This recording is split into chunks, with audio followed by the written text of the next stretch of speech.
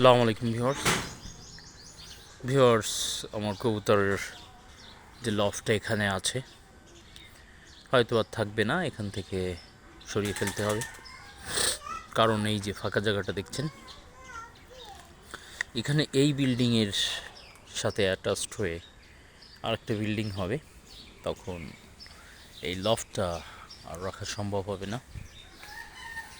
দীর্ঘকাল যাবৎ এখানে ফাঁকা ছিল, একটু উন্মুক্ত অবস্থায় কবুতরগুলো থাকার সুযোগ পেয়েছিল।